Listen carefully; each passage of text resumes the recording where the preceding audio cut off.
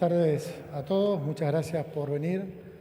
Un saludo a todas las autoridades y a todos los argentinos. Nos estamos convocando esta tarde de viernes para anunciarles que hemos llegado a un nuevo acuerdo con el Fondo Monetario Internacional. En este momento está el board reunido para su aprobación.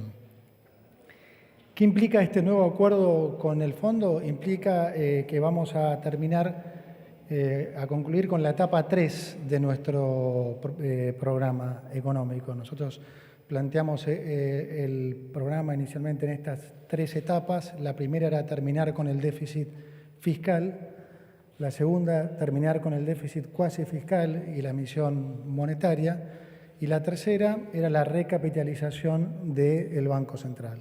Entonces, este acuerdo que estamos iniciando hoy es básicamente para recapitalizar el Banco Central. ¿Y qué implica, para que la gente entienda, recapitalizar el Banco Central? Implica respaldar los pesos que el Banco Central ha emitido. Es decir, los pesos que el Banco Central emite no es otra cosa que la deuda que tiene el Banco Central con la gente. Una deuda que la política en Argentina ha despreciado por muchísimos años.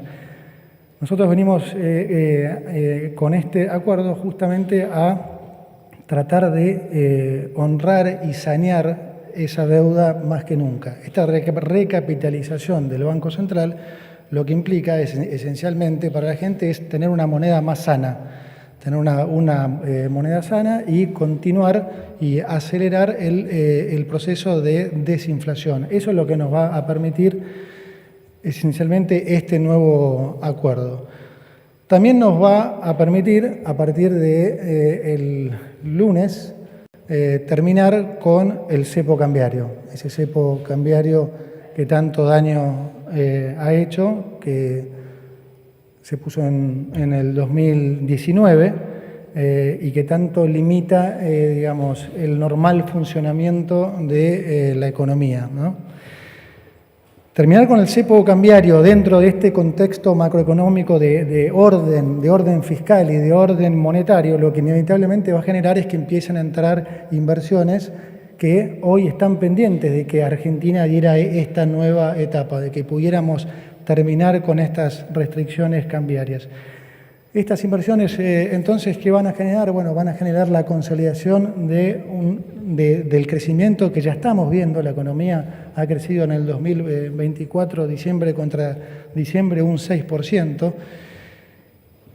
Estas mayores inversiones, como digo, va a generar un mayor crecimiento, que va a generar a su vez un mayor superávit. Ese mayor superávit en un gobierno como el nuestro, que no aumenta el gasto, nos va a dar la posibilidad de poder bajar impuestos, poder devolverle cada vez más recursos al sector privado.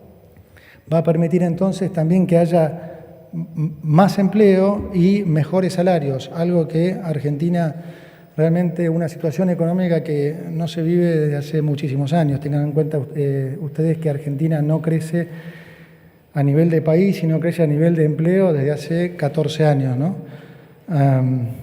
Bueno, voy a arrancar, sé que el tiempo es tirano, pero quiero arrancar con agradecimientos porque hay muchísimo trabajo atrás de esto que estoy anunciando y realmente siento que cada uno de los que está acá acompañándonos merece ese reconocimiento. Así que mi agradecimiento primero acá al chabón que tengo acá al lado, amigo, al presidente del Banco Central.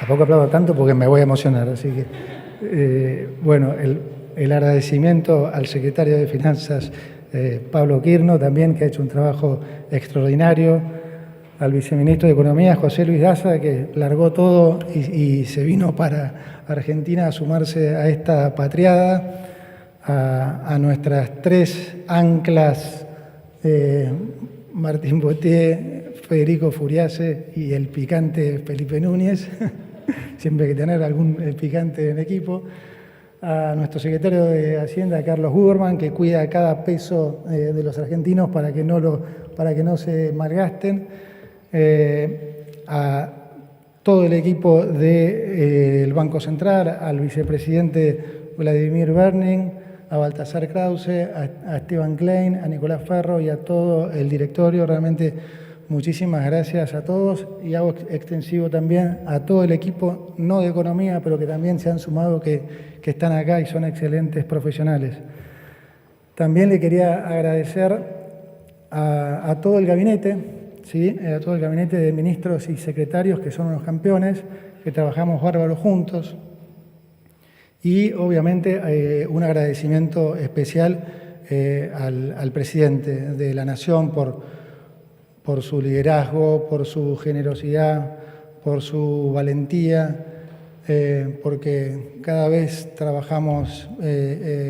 que trabajo más con él, realmente más admiración me genera, y sobre todo hemos desarrollado una relación realmente de mutuo afecto. Ya no es solo la valoración que le tengo a nivel profesional, sino como persona. Y digo, ojalá todos pudieran conocerlo como yo lo conozco, porque además de sus dotes profesionales y académicos, es una persona realmente admirable. Así que muchas gracias, señor presidente. Y, por supuesto, también agradecerle a mi mujer, que hace 18 meses que hace de madre y padre, a mis hijos y a las familias de cada uno, que las veo a muchos acá. Así que, bueno, perdón que me extendí, pero me parece que correspondía. Bueno, antes de anunciarles las medidas, me parece que es extremadamente importante siempre repasar la herencia, ¿no? Porque no hay que olvidar de dónde venimos. Nosotros heredamos 5 puntos de déficit fiscal, 10 puntos de déficit cuasi fiscal. Alguno se preguntará por ahí qué es el déficit cuasi fiscal. El déficit cuasi fiscal es el déficit fiscal que el fisco le pasa al Banco Central, ¿no? Digamos, es ese déficit fiscal que estuvo financiado por emisión monetaria que pesos que la gente no demanda, y que entonces, ¿qué hace el Banco Central? Tiene que emitir un bono para rescatar esos pesos. Antes eran LEBACs, después fueron LELIQs, y por esos pesos, ¿qué hace? Tiene que pagar una tasa de interés. Entonces, esa tasa de interés genera de vuelta unos intereses, dicho sea de paso, que esencialmente se honran con mayor emisión. Y eso es lo que genera ese déficit cuasi fiscal. Heredamos una situación de cepo cambiario con 200% de brecha, una inflación que venía en los últimos meses al 12,5%, pero una inflación escondida debajo de la alfombra fenomenal, producto de que había un montón de precios pisados, desde el tipo de cambio, alimentos, tarifas, combustibles, todo que, una vez sincerado, por supuesto, hizo que la inflación escalara en diciembre, la minorista al 25,5%, la mayorista al 54%, un descalabro monetario sin precedentes, es decir, digo sin precedentes porque el descalabro venía tanto del lado de la demanda como del lado de la oferta. O sea, del lado de la demanda estábamos en niveles de demanda de dinero muy próximos a lo que fueron los niveles que gatillaron hiperinflaciones. Todos los que están acá, todos en sus casas, recuerdan que hasta hace 2 años nadie quería tener un peso en el bolsillo.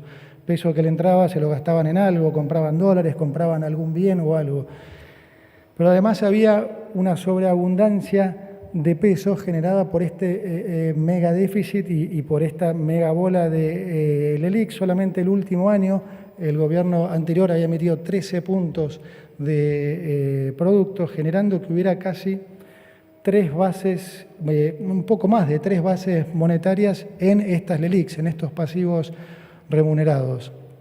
Entonces, con mucha lógica, bueno, puedo decir más cosas, digamos, el último año las jubilaciones habían caído 30%, de 30%, es decir, el descalabro desde todo punto de vista constituyó la peor herencia de nuestra historia. Creo que eso es un consenso que absolutamente nadie discute. Entonces, nosotros en ese momento asumimos, a sabiendas que no teníamos ningún recurso, porque no había además ninguna reserva en el Banco Central, las reservas netas eran negativas en 12.000 millones y además el Banco Central tenía una deuda de 50.000 millones con los importadores, que ya tenían rota su cadena de importación con los proveedores del exterior.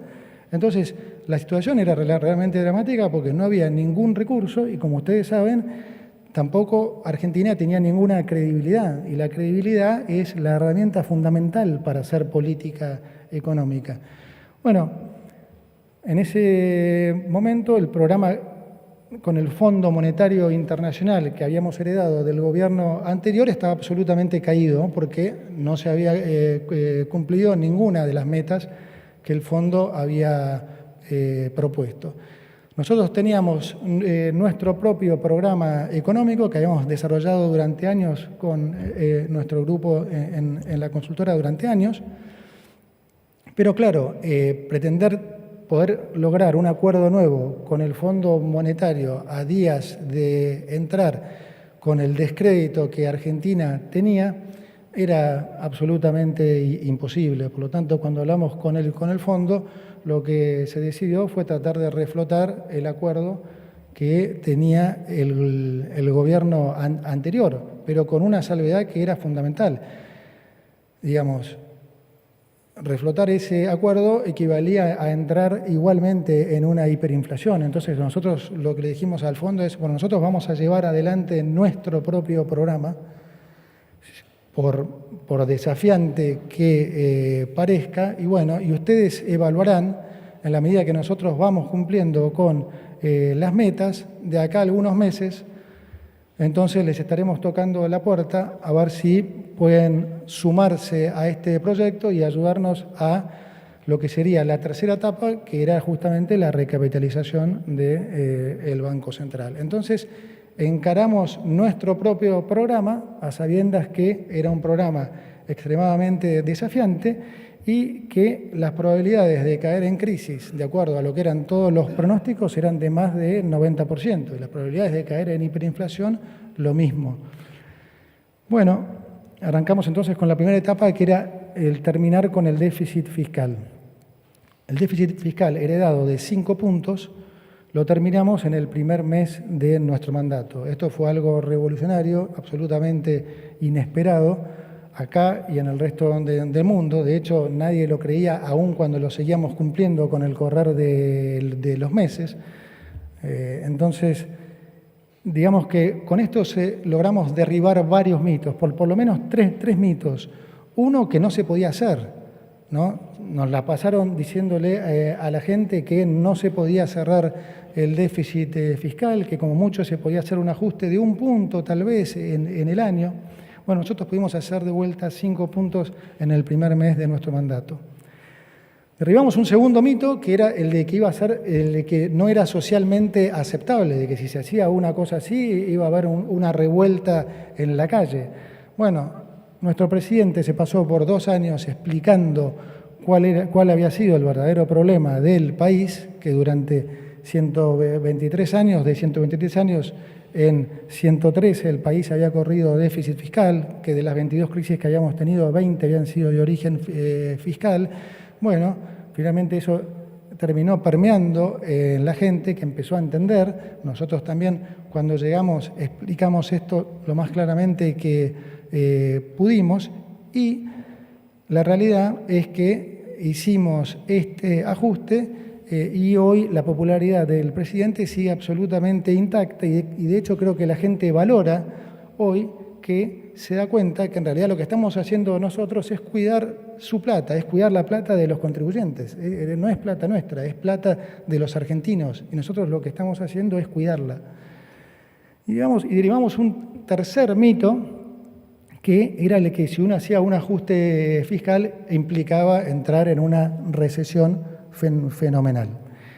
y nosotros logramos hacer esto, no sé si ahí tenemos, si lo pueden ver en el gráfico, logramos hacer este ajuste donde conseguimos bajar la inflación de niveles del 25,5, la minorista, al 2,5 y la mayorista del 54 a niveles que llegaron a estar en uno y pico.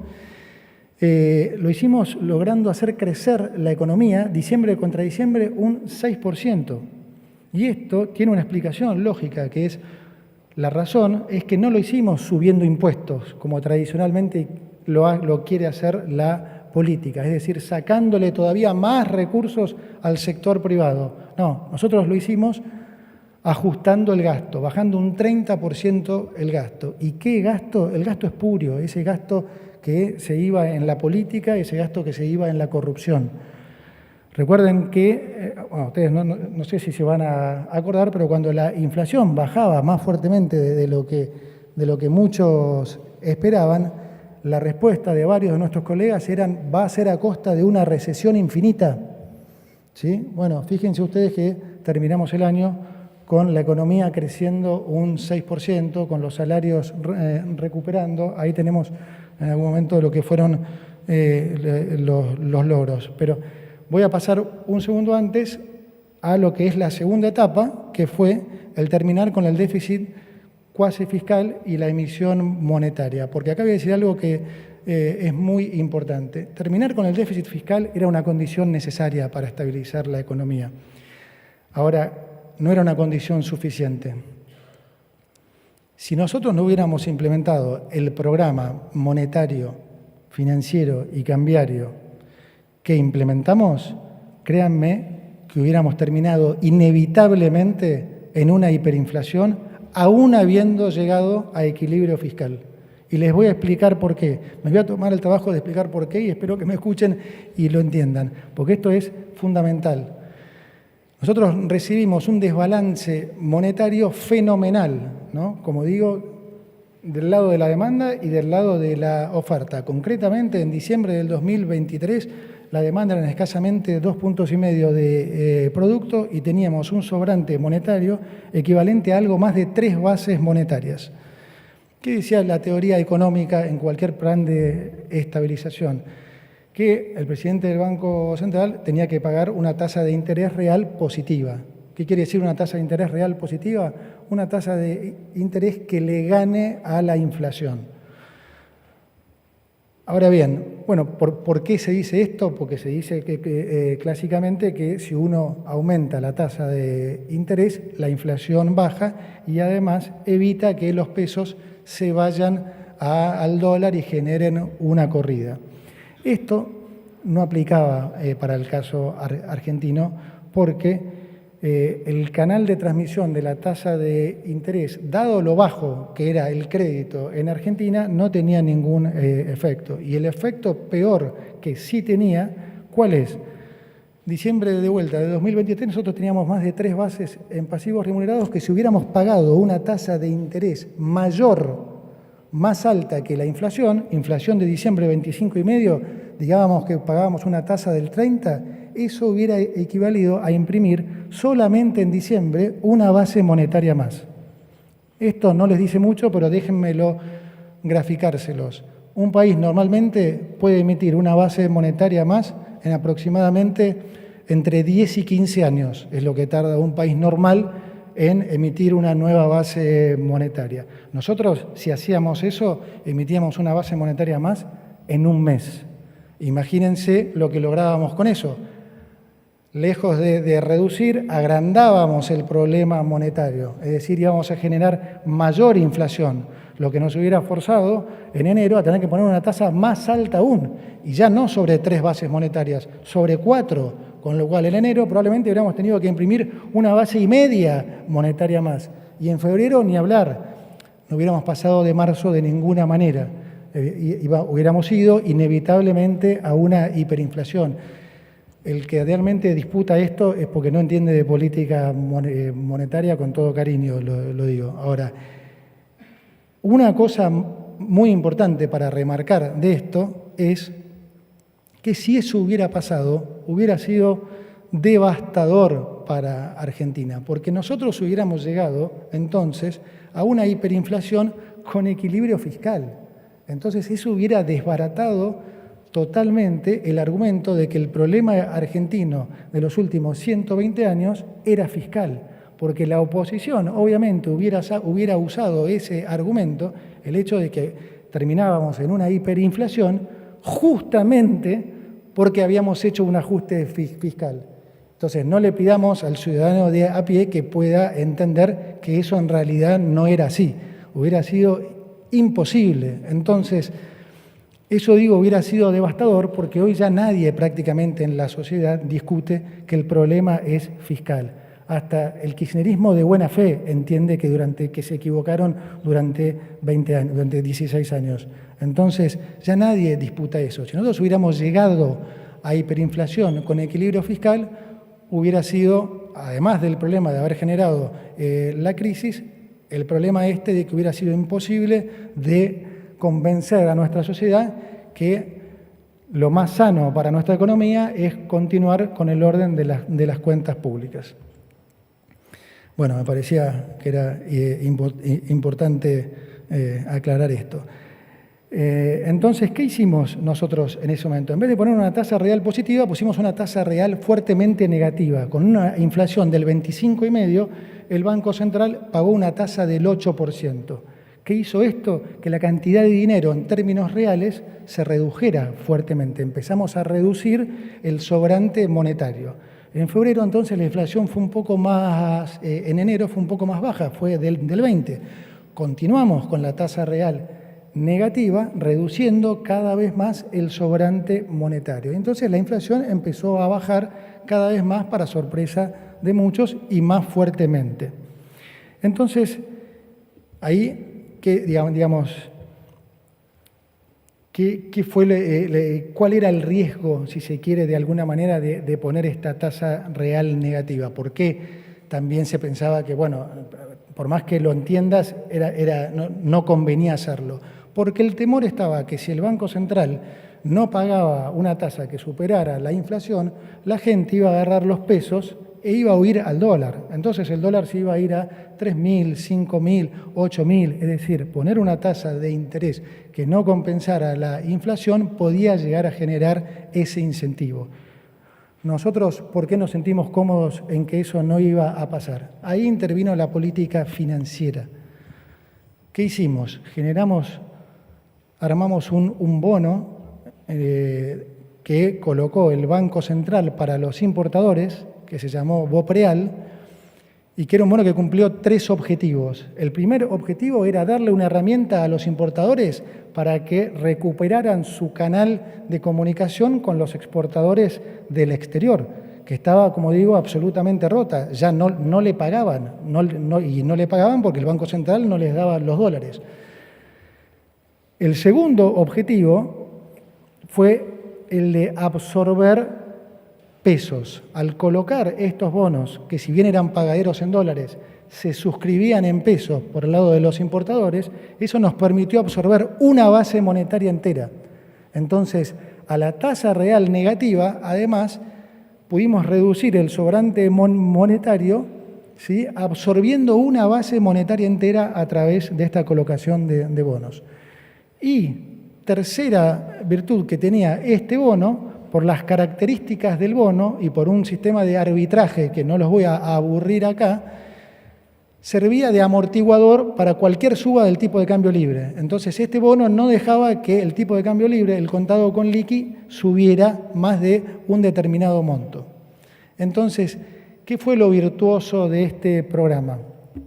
Que todas las diferentes políticas, la política fiscal, monetaria, cambiaria y financiera, se hablaban, se acompañaban y se sostenían. Es decir, la política financiera, ¿sí?, sostuvo a la política cambiaria, sostuvo también a la política monetaria, y la política monetaria entonces ahí sí pudo complementar la política fiscal. Es decir, nada de lo que pasó fue por casualidad. Todo lo contrario, como dije antes, las probabilidades eran de un 90% de que fuéramos a una crisis. Explico esto para que se entienda, ¿sí?, que en economía nada es casualidad, todo es causalidad. A Argentina siempre le fue mal durante los últimos 120 años porque fue un pésimo alumno, como digo siempre, porque siempre se portó mal, porque no hizo los deberes, porque no estudiaba nada. Era un alumno que tenía siempre la macroeconomía completamente desordenada, fundamentalmente en el plano fiscal. Entonces, lo que nosotros estamos viendo ahora tampoco es producto de la casualidad, es producto de la causalidad. Hubo un programa que estuvo muy bien orquestado y que nos permitió, gracias a Dios, salir de esta crisis sin que se materializara efectivamente esta crisis y el nivel de pobreza llegara a los niveles que siempre menciona el presidente y que son absolutamente correctos. El 90% o inflaciones del 17.000, que si les digo algo, incluso creo que ese número se queda corto con lo que pudo haber pasado en Argentina en ese momento. Estos son, digamos, entonces los resultados que se consiguieron con un programa que, digamos, bien fundamentado, ¿no?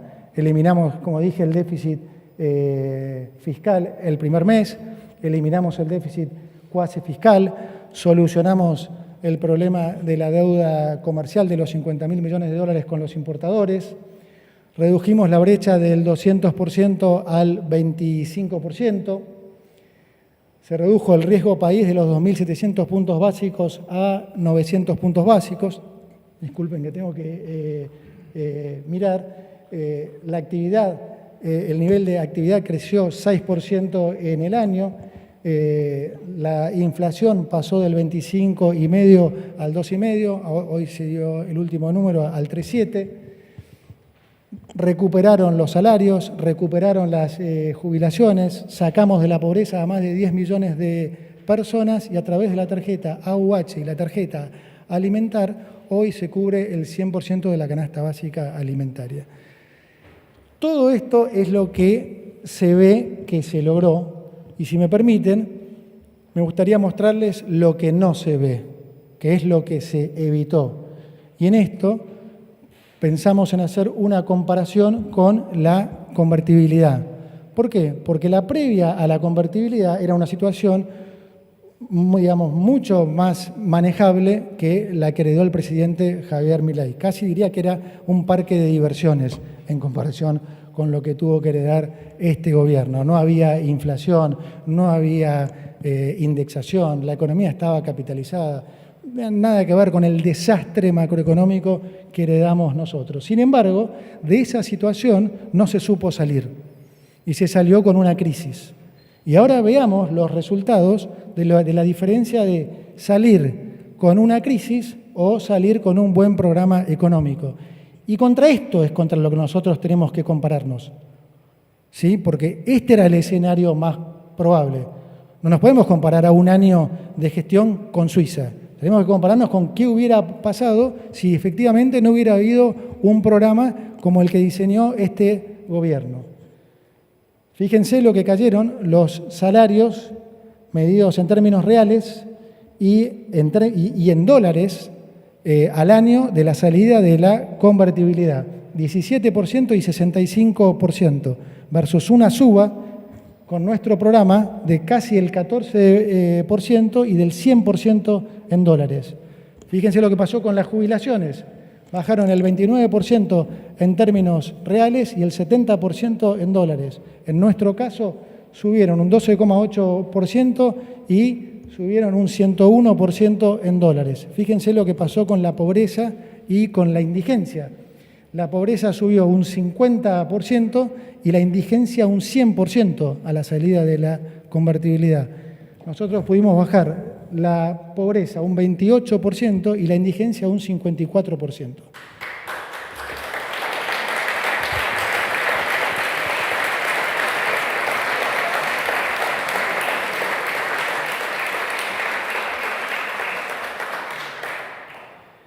Bueno, a raíz de esto entonces, de estos buenos resultados, como habíamos quedado con el fondo, allá por julio, agosto creo que era, retomamos el diálogo y le dijimos, bueno, miren, nosotros vamos a continuar con nuestro programa, ya les hemos mostrado que tenemos un presidente que tiene una convicción que nunca hubo en Argentina, que esta es una situación inédita porque Argentina nunca fue a orden macro por decisión política.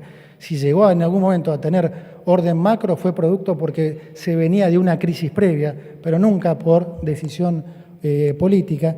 El fondo estaba tremendamente sorprendido de los resultados que habíamos conseguido y entonces le dijimos, estamos en esta tercera etapa que en la que queremos recapitalizar el Banco Central.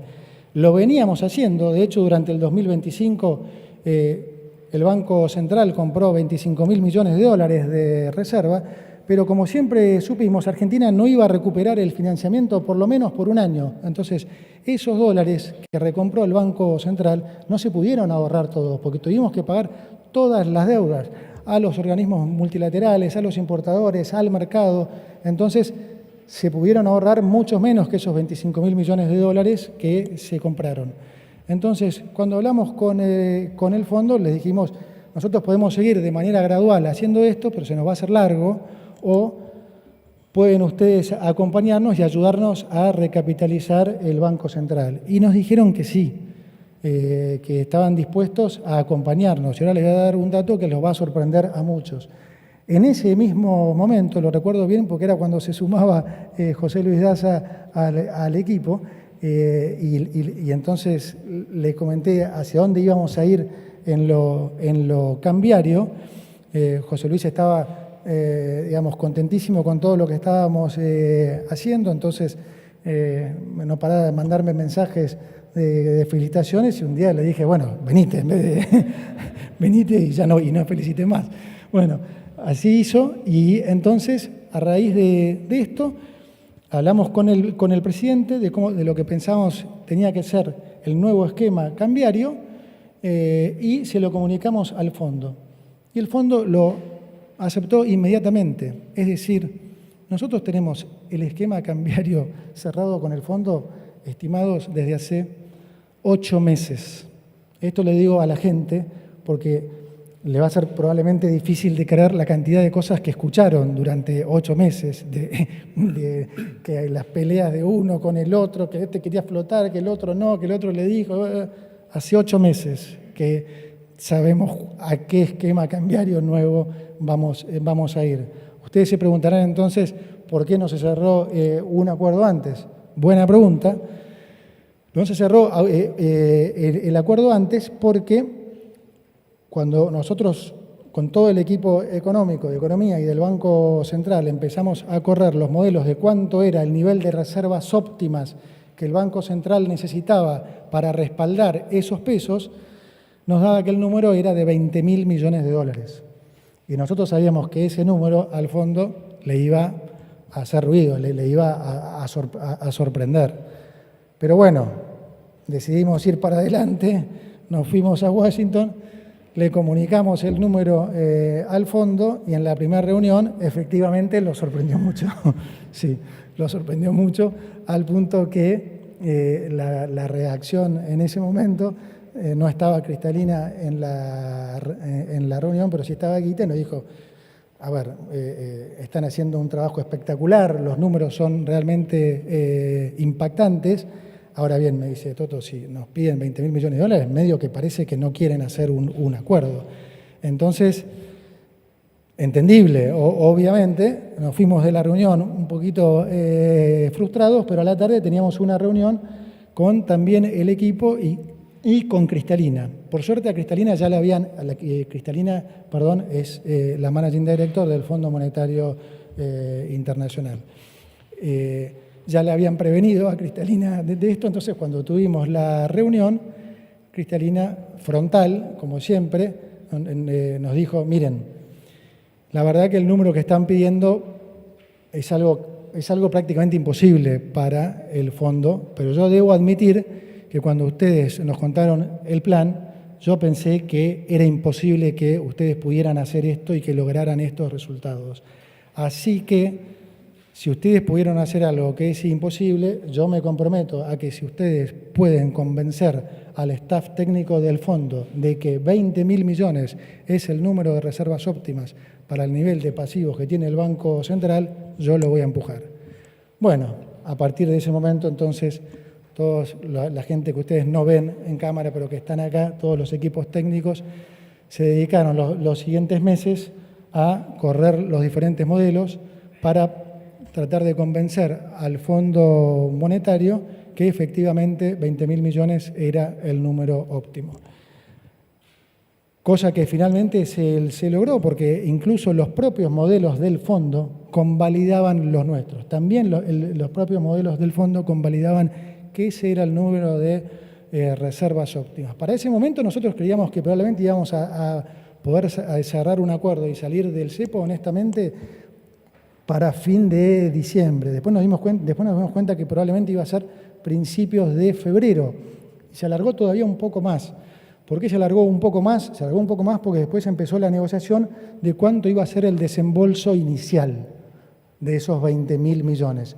Para que la gente entienda, el desembolso inicial, en el caso del Fondo Monetario, suele ser del 20%, a veces 30%, como excepción 40%. Y nosotros le íbamos a pedir un monto inicial sustancialmente más alto. Bueno, también obviamente eso era muy difícil en ese momento de digerir para el fondo porque no había precedente de eso. Y para el fondo es muy importante que haya un precedente. Entonces, como no lo había, si bien ellos entendían la situación, les era muy difícil, poder aceptarlo, mucho menos rápidamente. Entonces, nuestro argumento, por supuesto, era que este era un acuerdo diferente. No solo un acuerdo diferente al que el fondo había hecho en más de 22 acuerdos con Argentina, sino en el mundo. Este era un acuerdo diferente porque por primera vez el fondo tenía que hacer un acuerdo a un país que ya había cumplido con todas las metas fiscales y monetarias. No solo cumplido, sino sobrecumplido, que se había puesto metas más exigentes y las había sobrecumplido. Tradicionalmente el fondo pone esa plata de a poco para navegar una transición hacia ese equilibrio macroeconómico, fiscal y monetario. Entonces te va desembolsando en tramos. Nuestro argumento era, es verdad que no hay precedente de un desembolso tan grande, pero convengamos que tampoco hay precedente de un país que haya hecho ya todos los deberes en el primer año. Bueno, hubo entonces ahí muchas negociaciones, las partes se fueron acercando y finalmente tuvimos una comunicación telefónica con Cristalina, donde nos terminamos poniendo de acuerdo en el número final, que es lo que paso a contarles ahora. Sin antes agradecerle al Fondo Monetario. Quiero agradecerle principalmente a la Managing Director, a Cristalina Georgieva, con quien realmente yo tengo una relación profesional y personal que valoramos los dos muchísimo. También tiene una excelente relación con el presidente, es una excelente profesional, dogmática cuando tiene que serlo, como dije, pero pragmática cuando tiene que serlo también, entiende de mercados emergentes y realmente fue de un apoyo enorme.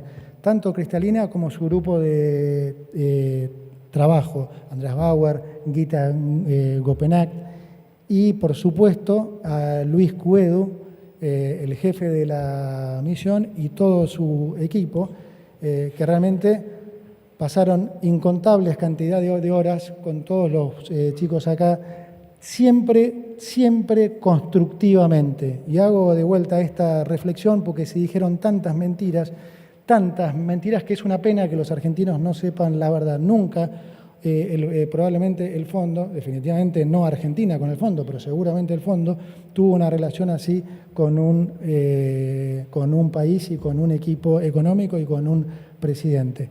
Siempre fue una relación constructiva, de respeto, donde nos escuchamos de ambos lados, donde se tomaban y se incorporaban puntos de los dos lados y se produjo y se concluyó en este acuerdo, que es lo que paso a detallarles ahora. No sé cómo voy a hacer para darme vuelta. Pero bueno, esencialmente a lo que hemos llegado en términos de desembolsos es que va a haber 12.000 millones de dólares de un desembolso inmediato del Fondo Monetario que va a estar entrando este martes, el martes 15 de abril. Yo, para simplificar, nosotros pusimos desembolsos inmediatos definidos como los desembolsos que se van a hacer dentro de los próximos 60 días. ¿Por qué? Porque además del desembolso de los 12.000 millones del Fondo Monetario que entran el martes, también van a haber otros 2.000 millones de dólares más del Fondo Monetario, es decir, 2.000 millones de dólares más que van a estar entrando dentro de los próximos 2 meses. Pero además hay 3.600 millones de los organismos multilaterales, de incansables negociaciones del secretario Kirchner con el Banco Mundial y el BID, y aprovecho también acá para agradecerle a Ajay Banga, presidente del Banco Mundial, y a Ilan Goldfan por el soporte desde el día 1 que nos dieron.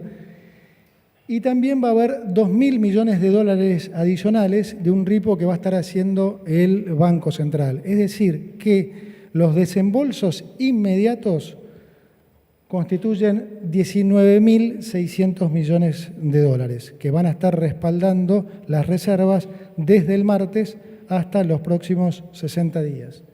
Adicionalmente, en el resto del año va a haber otros 3.500 millones, 1.000 del Fondo Monetario, que van a completar estos 15.000 millones que nosotros le habíamos pedido, este 75% de desembolso inicial, y otros 2.500 millones también con organismos.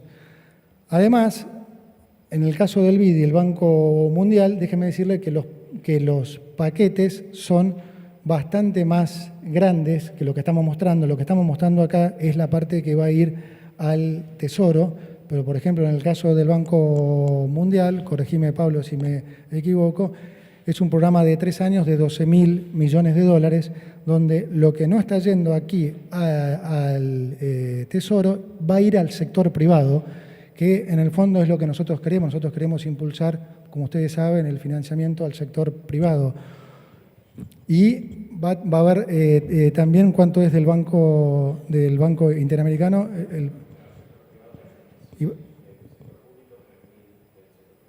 Bueno, va a ser otros 3.000 millones de dólares más, entonces, al sector privado también. Entonces, como ven, es un paquete que incluye tanto al sector público como al sector privado. ¿Qué va a hacer el Tesoro entonces con estos dólares? ¿Cómo se va a instrumentar esta operación? El Tesoro va a estar recomprando las tristemente famosas letras intransferibles que usaba el actual gobernador, ex ministro de Economía, para sacarle los dólares al Banco Central. Le vendía unas letras intransferibles que, como su nombre lo indica, eran intransferibles, no tenían ningún valor de mercado, y le sacaba los dólares al Banco Central. Letras intransferibles que se emitieron, si mal no recuerdo, por más de 100.000 millones de dólares. Bueno, nosotros venimos a dar vuelta esa operación. Venimos a recomprarle esas letras al Banco Central y devolverle esos dólares para de vuelta que el Banco Central tenga respaldo de esos pesos que ha emitido, ¿sí? Este es el punto, yo diría, central. ¿Cómo queda la deuda entonces en este contexto? Como ya les dijimos anteriormente, la deuda total no aumenta. De hecho, la deuda total cae. ¿Por qué cae? Porque las letras que le estamos recomprando al Banco Central tienen un valor inferior a 100. Entonces, nosotros les podemos comprar, en términos de valor nominal, una mayor cantidad de títulos. Es decir, que la deuda total de Argentina en esta operación no solo no sube, sino que cae. Lo que cambia es la composición de los acreedores. Es decir, cae la deuda intrasector público, la deuda entre el Tesoro y el Banco Central, y sube la deuda con los organismos multilaterales, en este caso esencialmente con el Fondo Monetario Internacional. Ahora, esa es la estructura ahí están viendo cómo queda la estructura de lo que es la deuda total y la deuda con organismos internacionales más el mercado. Esos números marcan la deuda consolidada, es decir, la deuda del Tesoro más los pasivos remunerados. Si podemos, Marto, podemos pasar al gráfico siguiente, que me gustaría mostrarles si nosotros seguimos por este sendero, por el sendero que estamos hoy, que es un crecimiento del 6%, un superávit primario de aproximadamente 1,5%, la meta con el fondo en este nuevo acuerdo es de 1,3%, y asumiendo una tasa real de interés del 5%, ustedes fíjense que, Dios quiera, al concluir el mandato del presidente Milei, digo que esté los 7 años por el bien de los argentinos, esta deuda va a ser apenas de un 32,8%, que es una fracción de lo que es la deuda, no en países emergentes, sino, les digo, en la mayoría de los países desarrollados. Bueno, vamos a pasar ahora entonces a contarles a cómo queda el nuevo esquema cambiario, en lo que quedamos en aquel agosto con el Fondo Monetario Internacional. Vamos a ir a un esquema cambiario de bandas, donde va a haber una banda inferior que va a estar en 1.000 y una banda superior que va a estar en 1.400. Sí, la banda van a ser 1.000, 1.400. Dentro de esas bandas, el mercado va a flotar libremente y van a poder operar todos, exportadores, importadores, individuos y empresas. El mercado, el dólar dentro de esa banda va a flotar libremente sin participación del Banco Central. ¿Sí? ¿Dónde va a participar el Banco Central? Precisamente en las bandas. ¿Sí? En 1.400, el Banco Central va a estar participando, comprando los pesos y dándole los dólares a los que quieran convertir en esta competencia de monedas, los que quieran convertir pesos por dólares. Es decir, en 1.400 el Banco Central va a estar quemando pesos y va a estar proveyendo de más dólares a la sociedad. En el piso de la banda, es decir, en 1.000, va a ser la operación inversa. El Banco Central va a estar comprando dólares, es decir, inyectando pesos. Algunos van a decir, están inyectando pesos. ¿Qué va a pasar entonces? No, hay una diferencia grande. En este caso, que es un mercado libre, el Banco Central no va a estar esterilizando esos pesos porque es razonable asumir que en ese contexto esa compra de dólares es producto de que se están demandando más pesos, ya sea por demanda de dinero o por demanda de crédito. Entonces, digamos que no son pesos inflacionarios y que además van a tener el respaldo en dólares, porque el Banco Central lo va a estar haciendo contra compra de dólares. ¿Se entiende? Entonces, no va a haber intervención dentro de las bandas, el Banco Central va a intervenir en las bandas. Y hay un adicional que lo sugirió el fondo, que a nosotros nos pareció muy razonable, porque de hecho lo habíamos estudiado cuando estábamos en Anker, en nuestra consultora, el caso israelí, que si bien no es exacto, es similar. Las bandas no van a ser fijas. Las bandas van a tener un crawl, ¿sí? O una devaluación, digamos, del 1% mensual, divergente. ¿Qué quiere decir divergente? Que la banda de arriba va a ajustar el 1% al mes, ¿sí?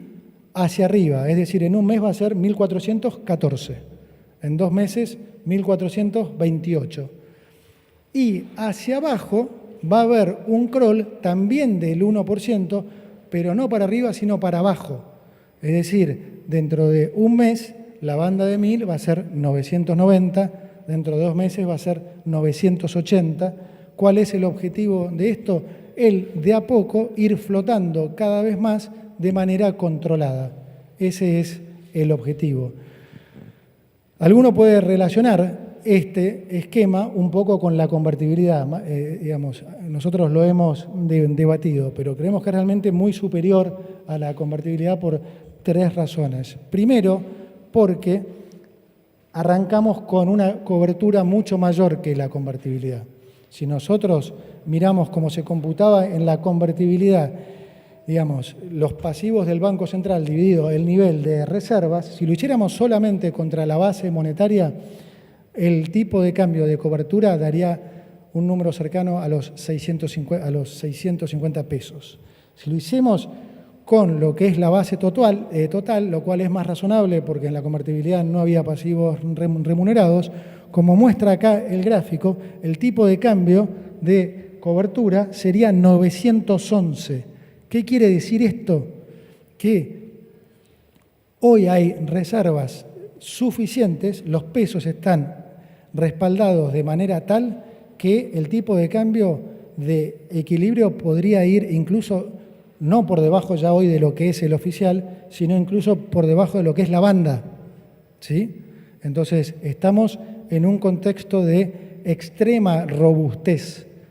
Tenemos superávit fiscal, tenemos superávit comercial y tenemos un respaldo que nunca antes ninguno de nuestra generación, ni nuestros padres, ni nuestros abuelos vieron, ¿sí? Entonces, esta es la primera diferencia. La segunda diferencia importante es que este tipo de cambio es flexible. La convertibilidad era un tipo de cambio único. ¿Por qué esto es importante? Porque el tipo de cambio flexible te permite absorber shocks. Y justamente eso es lo que está pasando hoy. Entonces, el tipo de cambio flexible es, digamos, mucho más beneficioso para lo que puede llegar a ser absorber shocks externos. La tercera diferencia, para mí la más importante, porque fue en definitiva lo que terminó con la convertibilidad, es que a diferencia de la convertibilidad que tenía déficit fiscal, nuestro programa se basa, se sustenta en el superávit fiscal, ¿sí?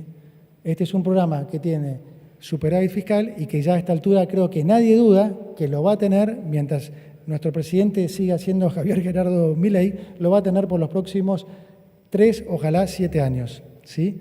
Entonces, eso es lo que garantiza la robustez de esto. Digamos que al no tener, digamos, un problema de déficit fiscal, la combinación de lo que estamos haciendo, de lo monetario y cambiario, poder salir de las restricciones cambiarias en un esquema de fortaleza fiscal y monetaria, naturalmente lo que va a derivar es en inversiones. Eso es lo que va a terminar pasando. Hoy hay muchas inversiones que están esperando entrar porque querían ver si podíamos resolver esta última pata. Estaban muy impresionados con todo lo que se hizo en lo fiscal y lo monetario, pero para muchos esto era un desafío y algunos hasta pensaban que era un desafío difícil de resolver, ¿sí? Voy a reforzar una cosa que dije recién cuando hablaba de lo fiscal. Tal es la importancia que le da el presidente de la Nación a esto, que dado este shock externo que hoy estamos viendo, que creemos que finalmente se va a resolver bien, pero, digamos, por prudencia para hacia todos los argentinos, hemos decidido aumentar el nivel de superávit por encima de lo que habíamos estimado, de lo que le habíamos propuesto al Fondo Monetario. Ese 1,3 que teníamos como meta de superávit primario, este año lo vamos a llevar a 1,6. O sea, vamos a hacer un mayor esfuerzo fiscal aún en un año electoral, lo que muestra, como siempre digo, que esta administración, en particular este presidente, no tiene ninguna especulación política. Digamos, ya tenemos un acuerdo con el fondo donde le propusimos el 1,3, es decir, no hay ninguna necesidad de hacer esto y solamente lo estamos haciendo porque nos parece la mejor forma de proteger a los argentinos, nos parece la mejor forma de poder salvaguardarnos ante cualquier shock externo. Hay que tener ortodoxia fiscal y monetaria máxima. Bueno, entonces, para terminar, digo, ¿qué implica este acuerdo con el fondo? Lo que ya les dije antes, entonces, una moneda más sana, respaldo para los pesos que todos ustedes tienen, una situación inédita para Argentina que nunca nadie vio. Se los digo porque es muy común la frase de esta ya la vimos. Miren, de vuelta, con todo cariño, no pudieron haber visto lo que no pasó. Esto en Argentina no pasó por 120 años, ¿sí? Entonces, esto es algo novedoso, donde lo que se va a seguir imponiendo es la realidad. Nosotros somos un gobierno que se está imponiendo por los hechos, no por las promesas ni por las expectativas, por los hechos. Los hechos son los que día tras día, mes a mes, le va dando la razón a este gobierno. Hoy Argentina, como digo siempre, es uno de los 5 mejores alumnos del mundo, ¿sí? Es uno de los 5 países que tiene superávit y es uno de los países hoy mejor preparados para absorber cualquier shock externo, ¿sí? Como digo siempre, hay momentos en la historia en que la historia cambia. Créanme que este es uno de esos momentos y no tengan ni la más mínima duda, parafraseando de vuelta al viceministro, que Argentina va a ser el país que más va a crecer en el mundo en los próximos 20 y 30 años. Muchas gracias.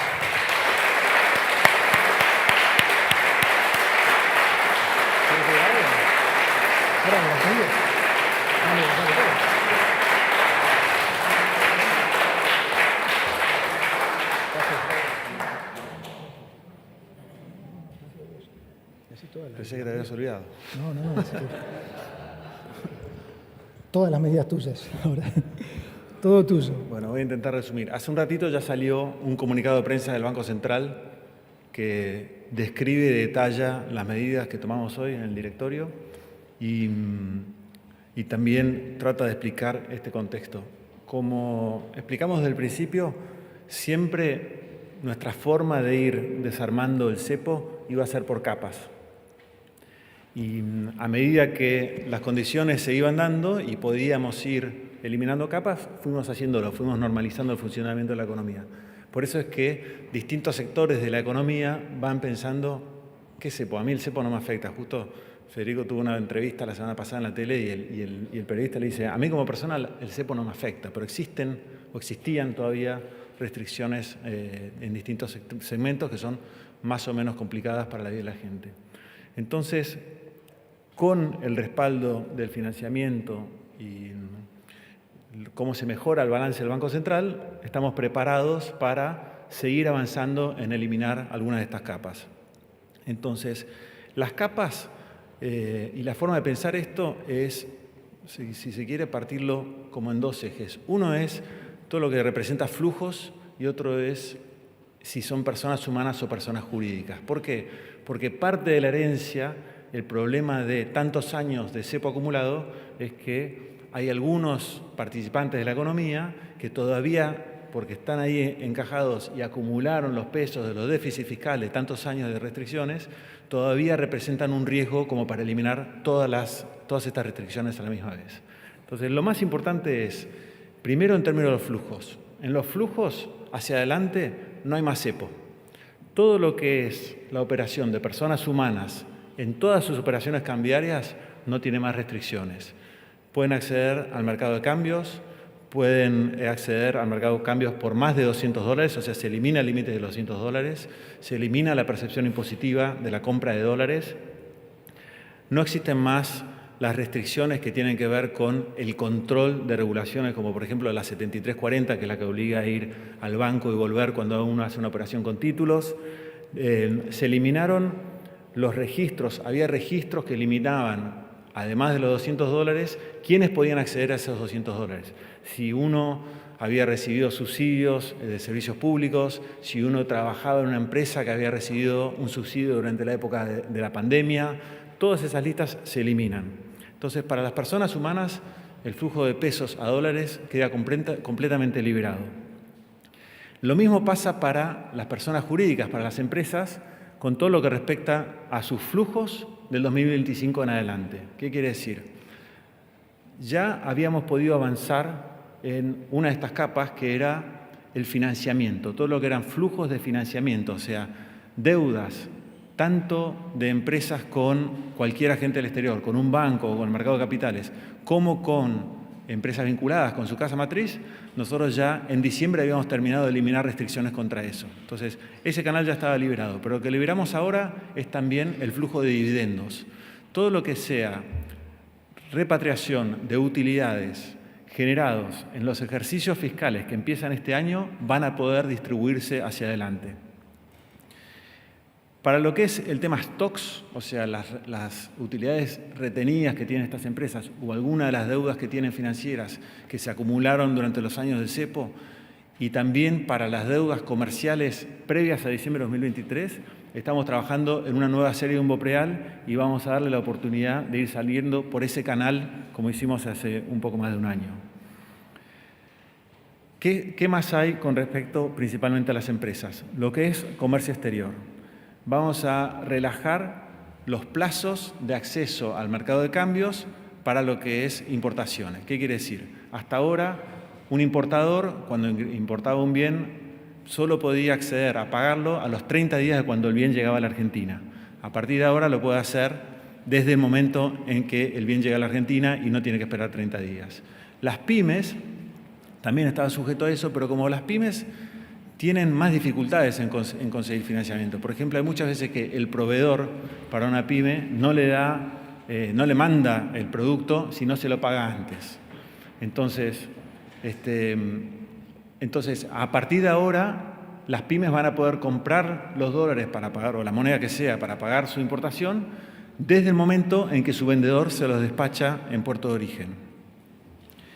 También flexibilizamos lo que es el esquema de pagos para la importación de bienes de capital. Hasta ahora solamente las pymes podían pagar un 20% en anticipo. A partir de ahora, cualquiera que necesite importar un bien de capital, que son los que se necesita para los insumos para la producción, puede pagar un 30% anticipado, un 50% al momento que se despacha en el origen y un 20% al momento que se registra en el país. Se van a eliminar, hay un par de cosas técnicas que me parece que es más importante que las vean en las normativas y en las regulaciones, que tiene que ver con las restricciones cruzadas, cómo operan eso, cómo va a operar a partir de la semana que viene, que feliz de verlo después en las preguntas para que lo quiera específicamente tratar.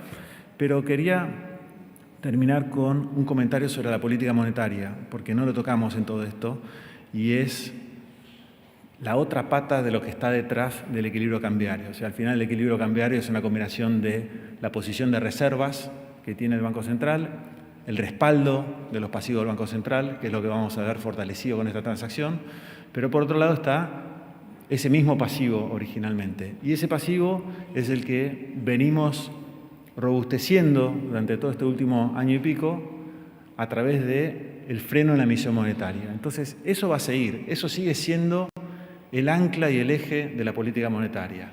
Entonces, seguimos en un esquema donde no se emite para financiamiento del déficit del Tesoro y no se emite para pagar intereses por los pasivos remunerados del Banco Central. Dentro del esquema de bandas, la cantidad de dinero solamente se modifica en los extremos de las bandas. ¿Por qué? Porque así como ahora, y nosotros estamos trabajando con un esquema de un límite en la base amplia, que explicamos varias veces, porque como en el mercado de cambios, cuando el Banco Central compra dólares, emite pesos, y en un esquema de venta obligatoria al Banco Central, no podíamos saber fehacientemente si esos pesos que emitíamos estaban demandados o no por la sociedad. Por eso decidimos ponerle ese límite tan estricto. A partir de ahora, vamos a interpretar que en los extremos de las bandas, la cantidad de pesos en la economía tiene que ver con esa oferta y esa demanda de pesos. O sea, cuando la gente necesita demandar muchos pesos y no los consigue en el mercado porque la demanda de pesos aumenta porque la economía crece, porque hay más giro de negocio, entonces es probable que lo que veamos es una apreciación del tipo de cambio dentro de las bandas, y cuando llega al piso de la banda y el Banco Central compra esos dólares, emite pesos y esos pesos interpretamos que están demandados por la sociedad. Y de la misma manera, cuando llegamos al techo de la banda, si llegásemos al techo de la banda, estamos asumiendo que la gente en esa competencia de monedas prefiere más los dólares que los pesos. El Banco Central participa en el mercado de cambios en el techo de la banda, recibe los pesos en esas transacciones, entrega dólares de la liquidez de reservas e interpreta que esto responde a una disminución o una caída en la demanda de esos pesos. Y esos son elementos centrales en lo que va a ser la política monetaria. Perdón, pensé que lo ibas a decir vos y no lo dijiste. Como parte de la normalización y estas capas y la participación, el aumento en la participación en el mercado de cambios, también se firmó un decreto que elimina el blend, o sea, el esquema de beneficio exportador, de incentivo exportador, el régimen de incentivo exportador que permitía que los exportadores solamente liquiden el 80% de las divisas en el mercado de cambios y el 20% lo puedan liquidar en el mercado libre, ese régimen se elimina, entonces la participación de los exportadores pasa a ser todo en el mercado de cambios en este esquema de bandas. ¿Qué otra cosa no estamos viendo? No, eso es. Yo sí me conviene una cosa por no anotar, que me marca acá José Luis, que era en los agradecimientos, y pido disculpas si me olvidé de alguien más, pero una persona que tuvo un rol fundamental es Leonardo Marcour, nuestro representante en el fondo. De hecho, hasta tenía pensado el comentario que iba a hacer, así que se los hago, que es que Leo es, además, para los que no saben, era el número 2 de Massa. Entonces, la verdad, para mí es muy grato poder decir cómo, digamos, cuando personas se juntan para trabajar en un objetivo común, que es el de trabajar para los argentinos, el de trabajar para la gente, no importan los colores políticos, ¿no? La verdad que así que el agradecimiento a Leo porque hizo un trabajo fenomenal. Gracias por recordármelo. Bueno, estamos abiertos a preguntas. Buenas tardes, ¿cómo están? Maya Jastreblansky, del diario La Nación, ¿cómo están? Decían que se levantaron absolutamente todas las restricciones vigentes para la compra de dólares por parte de las personas humanas. Quería preguntarles qué va a pasar con el dólar turista. Quería preguntarles cuándo esperan pasar de este esquema de flotación entre bandas a una liberación total del mercado, si hay un plazo previsto para esta fase 3, si hay un compromiso con el FMI en este sentido. Y por último, si esperan que estos anuncios en lo inmediato tengan un impacto en la inflación en los próximos meses, que hoy la inflación dio a la alza. Muchas gracias. Bueno, con respecto a las medidas, la eliminación de la percepción del impuesto a las ganancias es para la compra de dólares, no para las tarjetas y no para el turismo. Esos dos elementos permanecen con una percepción, no es un impuesto, es una percepción de impuesto por parte de ARCA. En relación al próximo paso, que es el de flotar, lo natural es que lleguemos solos ahí, porque las bandas, como explicó el ministro, se van abriendo con el tiempo y en algún momento pasan a ser irrelevantes. Están tan lejos que para nadie son relevantes.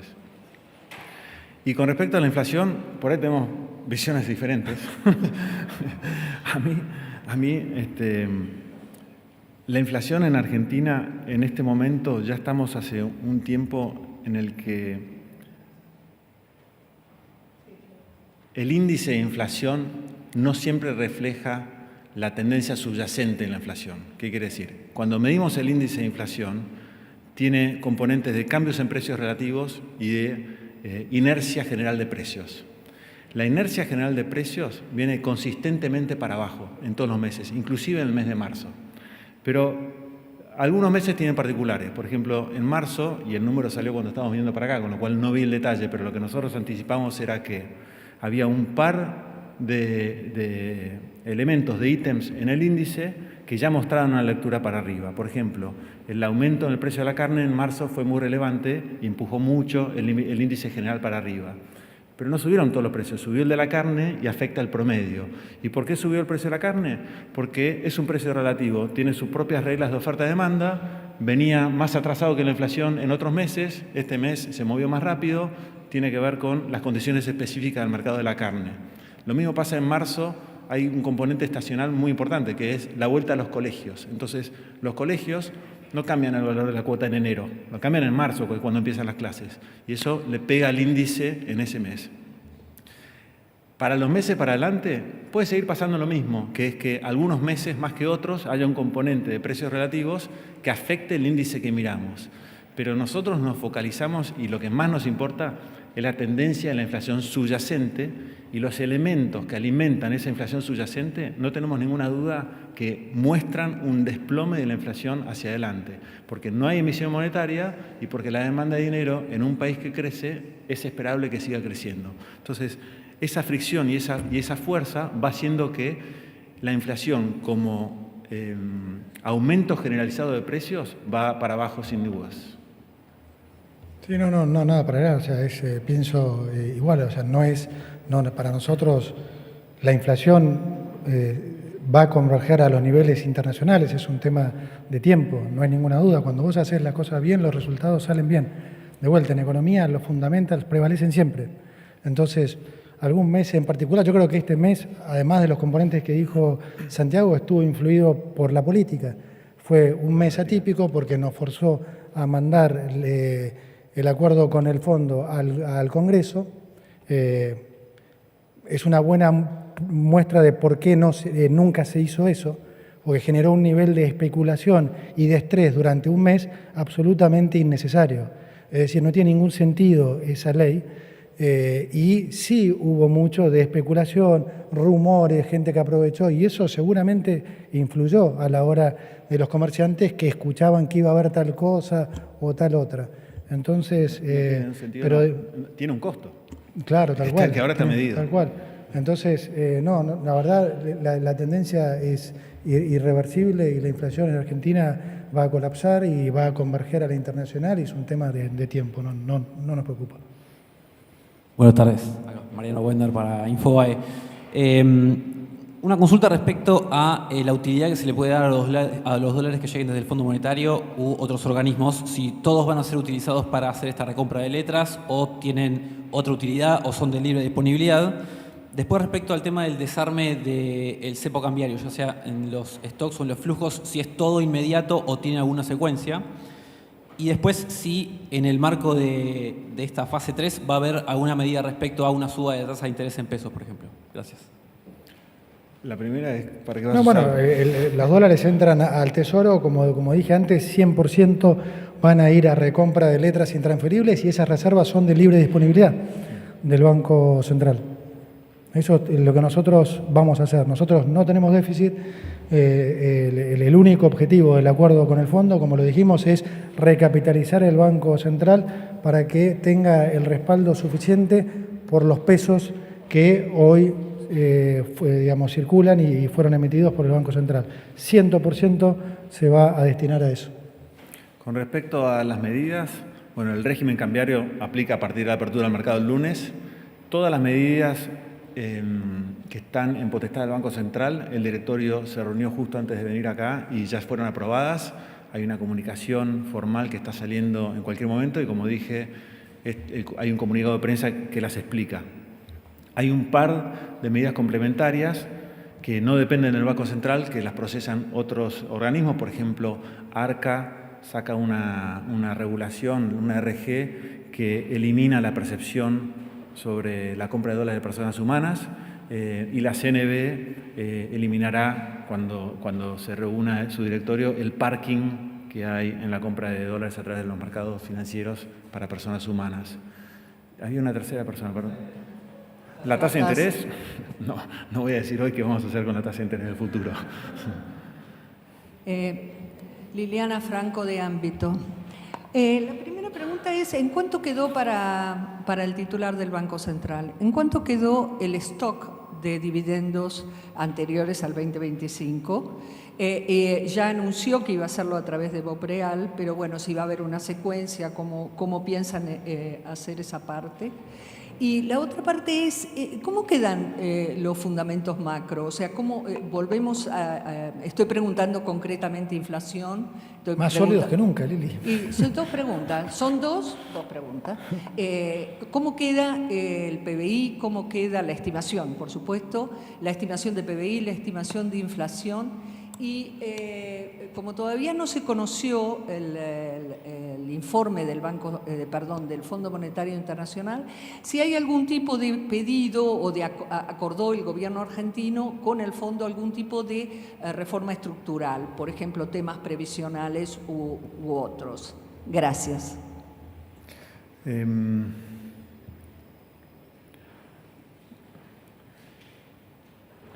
No anoto las primeras, si me olvido la primera. Me quedé pensando en la segunda. ¿Cuál era la primera? La primera es el stock de Era obvio que me iba el stock de dividendos. El stock de dividendos es una buena pregunta. Es muy difícil de estimar. ¿Por qué es muy difícil de estimar? ¿Y por qué tiene más de una arista esa respuesta? Porque cada empresa decide su contabilidad en forma personal, o digamos de la manera que mejor lo determine. Y el tratamiento de esos saldos, dependiendo de cómo los decide contabilizar, en Argentina, que existe el ajuste por inflación, puede tener un valor u otro. Por ejemplo, si yo decido que si yo un año X, en el 2021, gané una X cantidad de plata y lo contabilizo de una manera, por ahí ese saldo no se actualiza con la inflación y ese monto se fue achicando en términos reales en estos últimos 4 años. Si por el contrario lo pongo en una reserva que va al patrimonio, sí se ajusta por inflación.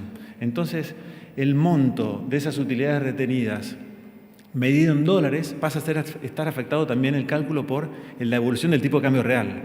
A efectos prácticos, ese número es enorme, es muy grande, porque los números en Argentina con esta nominalidad están muy inflados. Entonces, nosotros, más allá de mirar ese número, y por eso somos cautos en la administración de esos stocks, lo que también hacemos es mirar el otro lado, que es cómo tienen ahorrados esos saldos las empresas que tienen esas distribuciones pendientes. Entonces, si esa empresa, esa ganancia que tuvo en el 2021, decidió que no iba a poder salir en el corto plazo y se compró un edificio, es muy distinto a que si lo tiene un depósito a la vista en un banco. Porque el depósito a la vista en un banco, si no tuviese restricciones, puede convertirlo en dólares inmediatamente y el edificio tiene que encontrar un comprador que no afecta el equilibrio monetario porque va a tener que venir con pesos o con dólares para hacer esa transacción. Entonces, miramos ese número, tenemos unas estimaciones, pero lo que más miramos es el otro lado, que es el equilibrio macro. Por eso es importante la tercera parte, que es cómo afecta esto al equilibrio macro. Ese es el centro de casi todas las decisiones que tomamos. Y para agregar, hay una cosa que me gustaría remarcar, porque es un poco técnica, pero es importante que la gente entienda, Lili, que es, la realidad es que hasta hace unos pocos días pensábamos darle una salida gradual de compra efectiva de dólares, que era un porcentaje digamos, que podían hacer mes a mes. Eso hubiera ido directamente a demanda de dólares. La realidad es que decidimos cambiarlo o sea, esencialmente por el shock externo. Y no es un tema menor, porque ahora todos esos dólares, que era la principal preocupación de muchos, toda esa potencial demanda de dólares, que era la preocupación de algunos, porque como dice Santiago, es difícil determinar cuántos son esos dividendos, ahora no va a estar. Por el contrario, se va a convertir en absorción de pesos, porque como la opción es un BOP real, ¿sí? No solo no van a estar demandando dólares, sino que además, si suscriben el BOP real, el Banco Central va a estar absorbiendo todavía más pesos, que ya son pocos. Me parece que no es fácil de notar del otro lado si no se lo explica, pero es una fuente sustancial de menor demanda de dólares. Diría que iba a ser la mayor fuente y ahora va a ser inexistente. ¿Crees que te ayude con la otra? La tercera la anoté. Dale. Ahora, no me evadan la otra. Sí, ¿Cuál sí. es la otra? No. Yo lo voy a Todo- ayudar con Los las reformas fundamentals son estructurales. más fuertes que nunca, o sea, no pasó nunca esto, ¿qué querés que te diga? No, O no sea, está bien, pero la pregunta ¿Por qué? era, ahora la segunda, al ministro de Economía, Claro. el tema, dado que no conocemos el informe del Yo le fondo, digo, porque claro, no le se iba a emitió, contestar yo. ¿la querés Sí, contestar sí, vos? yo le iba a ayudar Ok. porque se le había olvidado. Entonces, es que es una parte muy importante porque contiene lo que en el fondo, en los contratos, en los acuerdos con el fondo llaman metas estructurales o structural benchmarks, sí, contiene. Pero José Luis el otro día en la televisión lo explicó de una muy buena manera, que es el fondo, como contaba recién el ministro, le fuimos a contar cuál era nuestro plan y dijo, yo los apoyo, les doy el financiamiento para que ejecuten su plan. Entonces, en nuestro plan hay contemplados ciertos avances que tienen que ver con eventuales mejoras al sistema tributario, eventuales mejoras al sistema de pensiones, que al fondo le parecieron buenos y más allá de ser una imposición, son parte de lo que era el esquema que nosotros ya teníamos contemplado. sí, ahora bueno, el tema, o sea, reformas, nosotros estamos trabajando, Lili, en lo que es, por supuesto, reforma laboral y reforma tributaria. Ahora, los tiempos se verán porque, digamos, en un Congreso que es totalmente hostil y que realmente tiene muy poco interés, sacando algunos casos puntuales en que al país le vaya bien, la verdad que es normal pensar que si presentás algo que es bueno y no te lo van a aprobar. Entonces, la realidad es que nosotros estamos trabajando desde hace muchísimo tiempo en esas reformas. El presidente decidirá cuándo es el mejor momento para implementarla. PBI e inflación para el año, los fundamentals, No, que no se nosotros modificaron. estimación de inflación, sabés que no nos gusta hacer.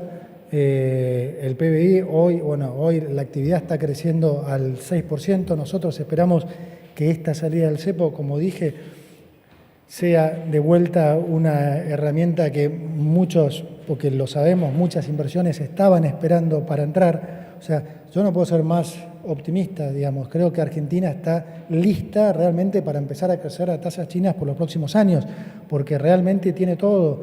Tiene el capital humano, tiene la macroeconomía ordenada, tiene sobrada capacidad instalada y estamos bajando impuestos. Nosotros vamos a seguir bajando impuestos, entonces vamos a seguir atrayendo inversiones. Y por otro lado, acá está Daniel, que está a cargo del RIGI. Cada vez también nos llegan, hoy me llamó justamente una empresa más que le va a estar presentando 3 proyectos más de grandes inversiones. Entonces, la verdad que, digamos, yo no puedo ser más optimista, pero estamos acá, ¿no? Buenas tardes. Eugenia Mucio, de Perfil. Primero sobre el cepo, sobre las restricciones cruzadas que se eliminan para las personas humanas. Quería saber cuáles son entonces las que quedan para las personas jurídicas. Por otro lado, con la expectativa de subir el superávit al 1,6% del PBI, si eso va a dar margen para bajar impuestos este año. Y también sobre que las empresas que no se suscriban a los BOPREALES, en términos de stock estoy hablando, si van a poder girar dividendos o cómo van a hacer para eso. Gracias. Bueno, con respecto a la restricción cruzada, para personas humanas, como dije, se elimina y para personas jurídicas va a seguir existiendo. Lo que hay es una ventana donde se le da la oportunidad para la restricción cruzada, quiere decir que una empresa que en los últimos 90 días operó cambios en el mercado financiero, en el contado con liqui o en el MEP, no puede operar en el mercado libre de cambios. Entonces lo que hacemos es un blanqueo de esa lista y la semana que viene puede volver a operar en el mercado libre de cambios. Si decide volver a salir, entonces le va a seguir operando la restricción de 90 días. Pero hay una oportunidad para volver a formar un mercado grande dentro de las bandas. Contesto a la tercera. Sí, con respecto a los stocks, seguimos con la misma impronta, que es vamos a ir liberando las restricciones a medida que las condiciones lo permitan. Hoy, particularmente por el shock externo, estamos cómodos con que la solución es el BOPREAL. Lo que también viene pasando, no en todos los casos, pero en muchos de los casos, es que una empresa que en diciembre de 2023 tenía un saldo enorme para distribuirse, en el 24 dijo, una parte mejor la reinvierto, y en el 25 tiene un aumento de actividad que le implicó un aumento en el capital de trabajo, tiene ganancias en el 25 y dice, el pasado ya no me es tan relevante, me focalizo en de acá para adelante. Entonces, eso va a ir cambiando y a medida que las condiciones lo permitan, iremos flexibilizando lo que podamos. Santiago es banquero central, anota las preguntas, yo no. O sea, el superávit de una... O sea, nosotros vinimos esencialmente a bajar impuestos. Eso es el corazón de nuestro programa, bajar la inflación y bajar impuestos, sacarle el pie de encima a los empresarios.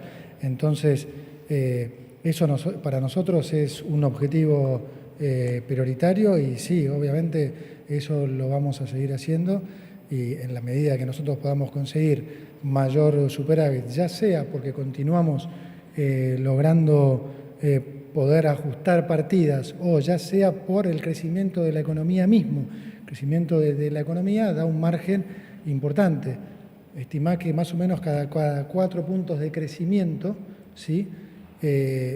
Uno puede reducir el déficit aproximadamente 1 punto. Entonces, en la medida que nosotros podamos continuar con este nivel de crecimiento, durante el próximo año vamos a sorprender con la baja de impuestos. Muchas gracias, Mariano Espina, de Bloomberg Línea. La primera pregunta, este lunes está la visita del secretario de Tesoro de Estados Unidos. ¿Qué expectativas tienen respecto a ese encuentro? Si nos puede adelantar cuáles son los temas que se van a conversar o negociar. Y si es verdad que se está negociando un crédito de manera directa por parte del Tesoro estadounidense. Y la segunda pregunta para Santiago, si puede quedar alguna restricción al ingreso de capitales extranjeros a la curva en pesos. Muchas gracias. Bueno, para mí lo más importante de la venida del secretario del Tesoro es precisamente eso, su venida. O sea, hoy debe ser la persona más requerida del mundo y que su primer viaje, bueno, tuvo que ir unos días a Ucrania por el tema de la guerra, pero es una persona que le están pidiendo que vaya a Japón, Inglaterra, le han dado el mando para negociar los acuerdos de comercio de 70 países.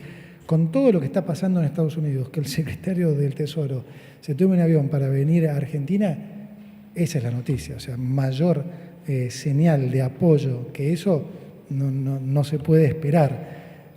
Ustedes saben que nosotros detalles de lo que estamos trabajando con ellos no damos. En ese sentido somos un equipo económico hostil, lo reconocemos, pero a nosotros nos gusta dar las noticias cuando realmente están. No nos gusta, ni crear expectativas ni decir cosas que por el momento no corresponden. Por lo tanto, te vuelvo a decir, lo más importante, y saquen sus propias conclusiones, es que viene.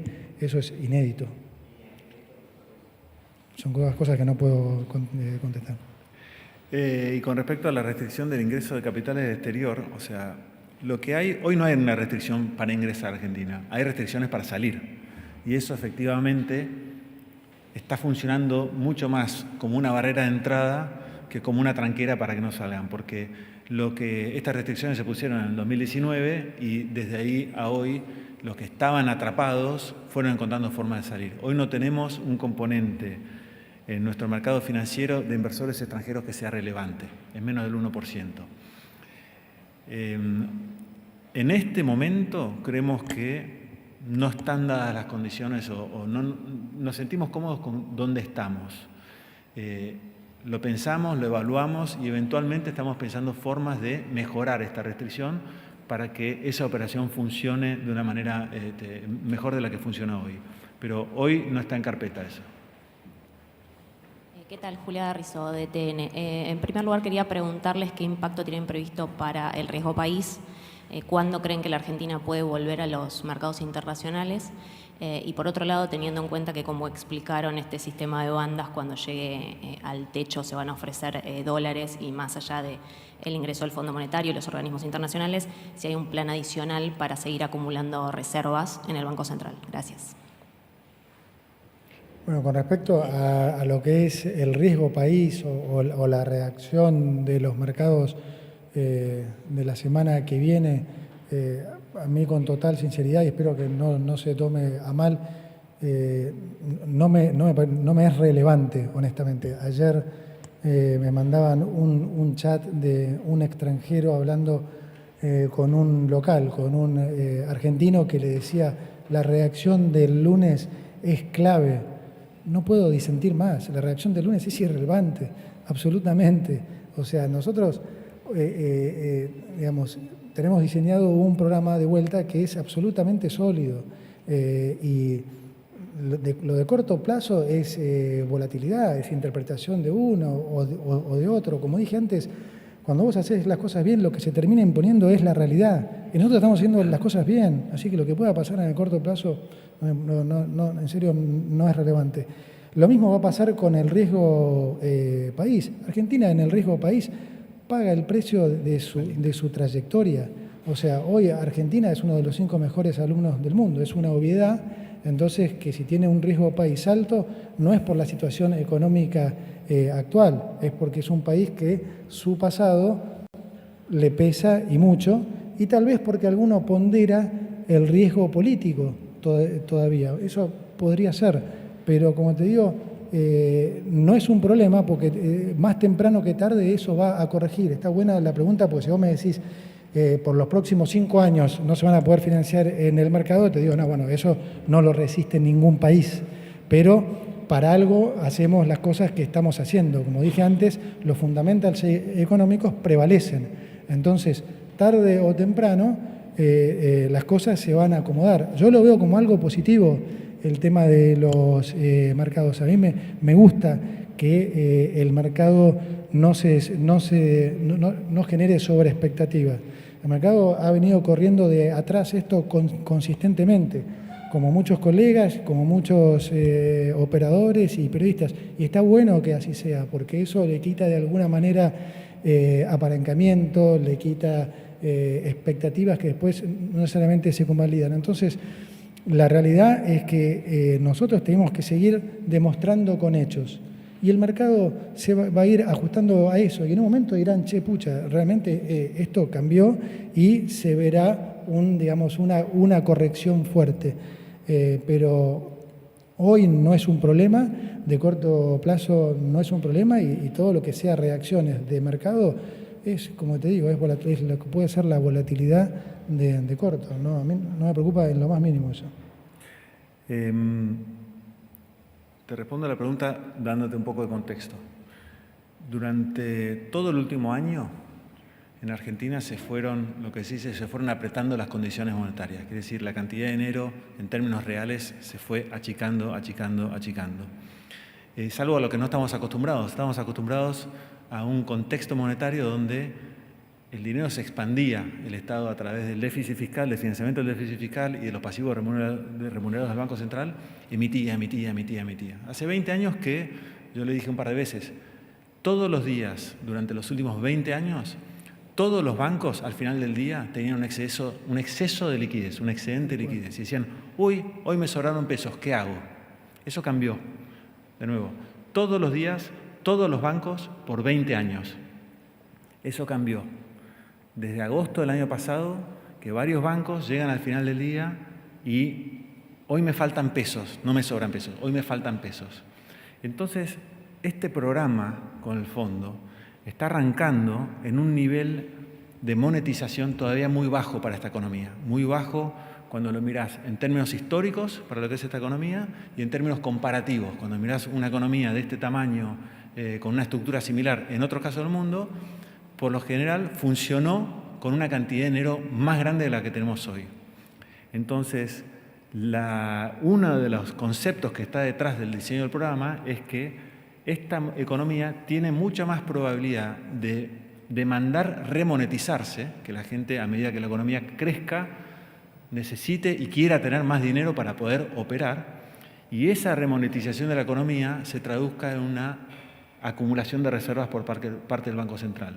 Como no hay emisión monetaria para financiar el déficit del Tesoro o para pagar los intereses del Banco Central, la única fuente de emisión monetaria hacia adelante es la acumulación de reservas. Entonces, en el programa del fondo se van a ver métricas y objetivos de acumulación de reservas que son consistentes con este proceso, con lo que nosotros vemos y el fondo adhiere, que anticipamos que es lo que debería pasar. Y para completar lo que dijo Santiago, en nuestro esquema de competencia de monedas, esa remonetización se puede dar tanto en pesos como en dólares. Nosotros para eso también hicimos el blanqueo y para eso estamos haciendo que los comercios y demás puedan todos facturar en dólares. Está claro que para el nivel de crecimiento que está experimentando hoy la economía, el combustible, o sea, pensemos en la moneda como el combustible, no es suficiente. Hoy Argentina es un buen auto, entonces pensarlo como que si vos acelerás, requiere más combustible. Ese combustible no importa si son pesos o dólares, puede ser, digamos, pesos, asumamos que pesos es YPF y las otras y son Shell, Action, lo que vos quieras, dólar. No importa si es en pesos o dólares. La economía hoy está tan sólida que está demandando más combustible. Si eso se da en pesos o dólares, a esta economía hoy le da igual. Pero sí es importante que se remonetice, porque eso va a garantizar entonces que la economía va a seguir traccionando y eso nos va a permitir recaudar más. Ministro de Radio Ciudad, presidente. Yo para consultarlo, más que nada por la gente de a pie, el ciudadano de a pie. Usted dice corto plazo, bueno, el corto plazo les importa a ellos.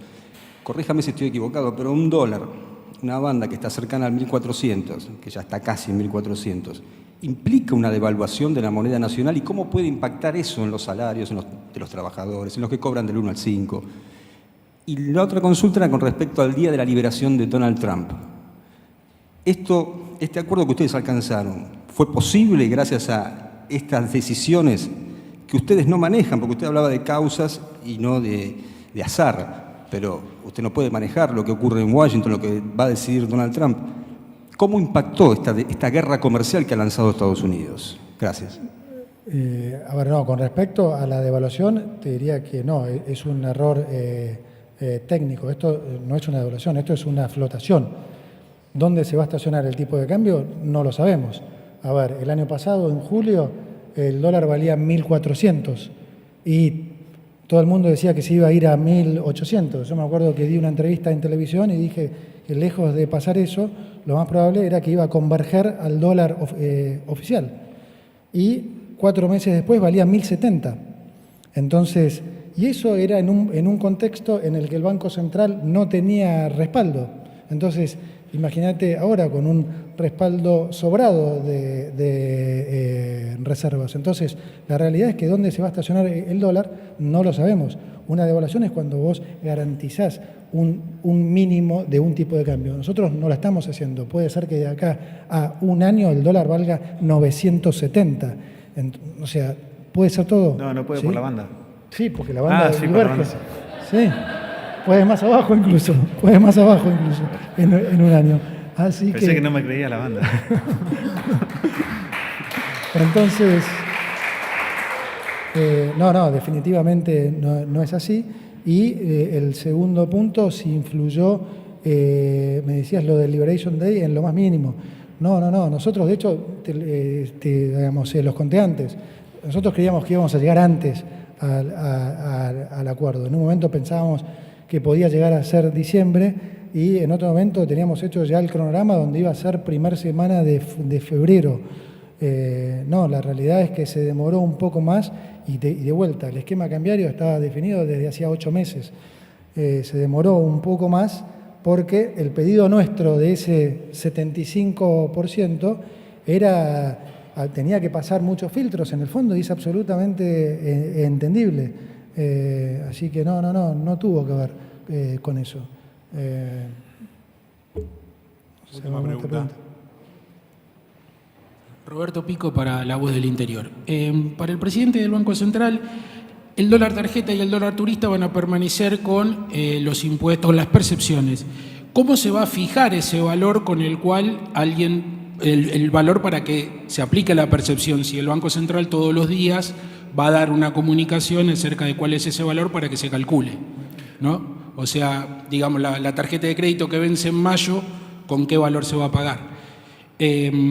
También, ¿qué puede pasar para el ministro si el dólar se va a la banda? ¿Qué política van a utilizar con el tema tarifario, que está íntimamente ligado al valor del precio del dólar?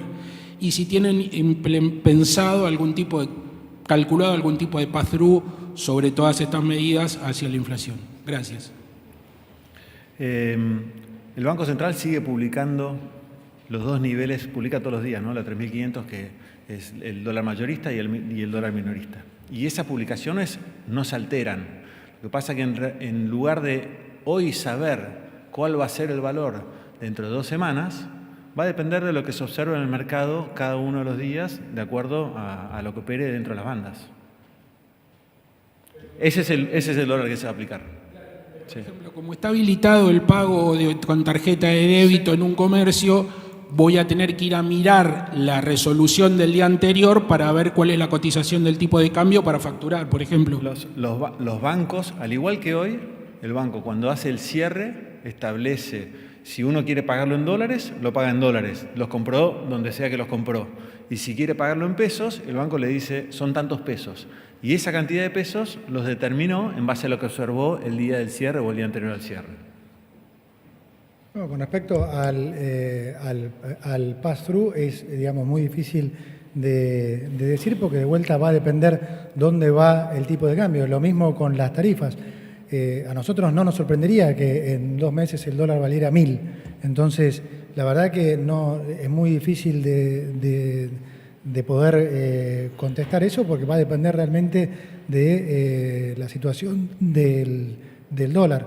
En el caso del petróleo también tenemos el colchón, la ventaja que cayó un 10%, por lo tanto ese efecto igualmente es un efecto que juega a favor. Pero de lo que es, digamos, en el tema tarifas en particular o mismo el pass-through, no se puede decir porque realmente hoy lo determinará el mercado, el tipo de cambio. Y la realidad es que no lo sabemos. Sí sabemos que tenemos un respaldo de dólares con respecto a la cantidad de pesos que hay, que no lo hubo nunca. Y probablemente va a ser cada vez más alto, porque imaginen que cualquier empresa que quiera repatriar dividendos que suscriba este BOPREAL son más pesos que absorbe el Banco Central. Además, nosotros absorbemos entre 1 y 2 billones de pesos por superávit primario por mes. Entonces, los pesos cada vez son menos y menos y menos. Entonces, realmente, como dije en la primera entrevista hace más de un año, vamos a ir a una competencia de monedas donde va a sorprender, pero la moneda, digamos, que va a escasear es el peso y la moneda fuerte va a ser el peso. Y nosotros seguimos creyendo eso. Gracias, buenas noches.